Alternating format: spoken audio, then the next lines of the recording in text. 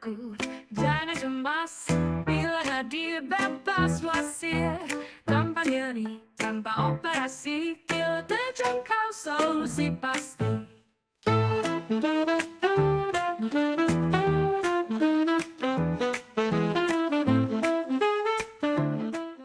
Salam sehat, jumpa lagi di channel Tanya Dokter Paran. Video kali ini saya akan menjawab pertanyaan dari Yogi di Jember ya.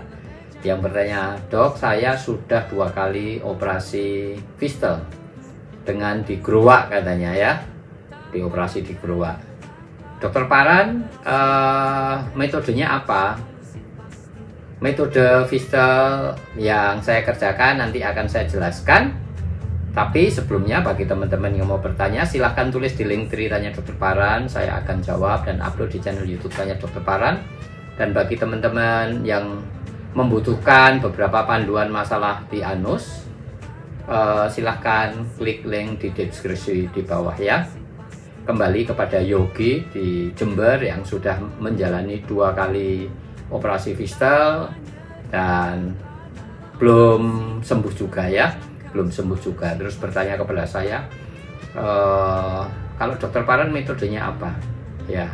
Saya jelaskan begini, yang namanya fistel itu karakteristiknya macam-macam. Ada yang superficial fistel atau submucosal fistel, ada yang intersphincteric fistel ya, dimana fistelnya jebol ke otot klep dalam, kemudian di antara otot klep dalam dan otot klep luar, di intersphincteric space-nya itu dia keluar ya ke kulit kita. Ini yang jumlah paling banyak ya.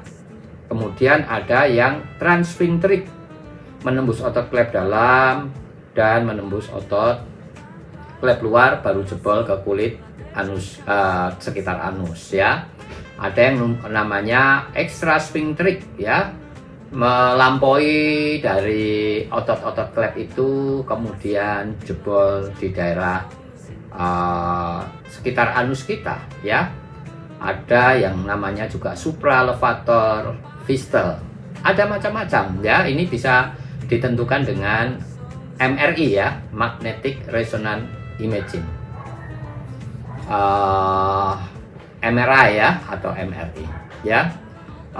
Kemudian ada karakteristiknya lagi, kadang-kadang di deep intersphincteric space itu membentuk kantongan nanah atau abses yang berbentuk tapal kuda atau ngantong sekitar situ, pecah lagi, bercabang dan seterusnya ya. Ada banyak karakteristiknya. Oleh sebab itu, apa yang saya kerjakan itu teknik yang saya kembangkan sendiri ya. Tekniknya apa nanti saya jelaskan ya.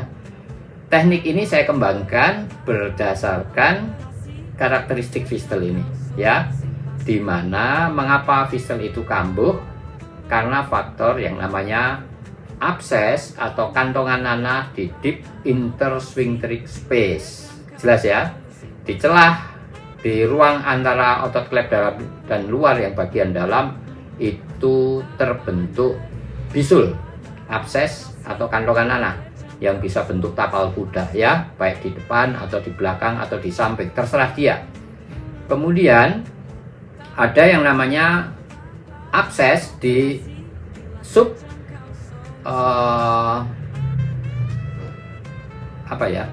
di pembungkus otot klep luar ya, di subfasial dari ekstra sphincter eksternal ya. Di sphincter eksternal itu ada pembungkusnya, di bawahnya pembungkusnya itu atau subfasial dari sphincter eksternal dia membentuk abses ya. Kemudian ya bisa bercabang-cabang dan lain sebagainya. Kemudian dalam operasi fistel juga harus menghindari yang namanya komplikasi, inkontinensia, tidak bisa menahan BAB, yaitu menghindari rusaknya otot klep luar lebih dari 30% ya. Jelas ya. Oleh sebab itu di dunia ini dikembangkan berbagai macam teknik untuk fistel. Yang pertama fistulotomi ya, fistulektomi, diangkat yang tadi itu hanya dikerok saja ya, fistulotomi, fistulektomi, ada juga penempatan seten ya, ada seten atau benang silk, benang sutra yang dipasang di tracknya, di jalur pistolnya, itu untuk drainase fungsinya, tapi juga ada fungsi memotong atau cutting seten ya. Ada juga yang namanya lift ya, lift LITS, yaitu ligation interswing tract fistal surgery ya. Ada juga yang namanya lift tadi sudah ya, DLPL ya, distal laser proximal ligation ya. Ada juga perfak, ada juga tropis, ada juga perendoskopi ya, dengan endoskopi ditutup lubang fistelnya ya. Semua punya angka kekambuhan. Oleh sebab itu saya mempunyai teknik sendiri berdasarkan apa? Satu, masalah tadi itu di deep intersphincteric space harus diselesaikan.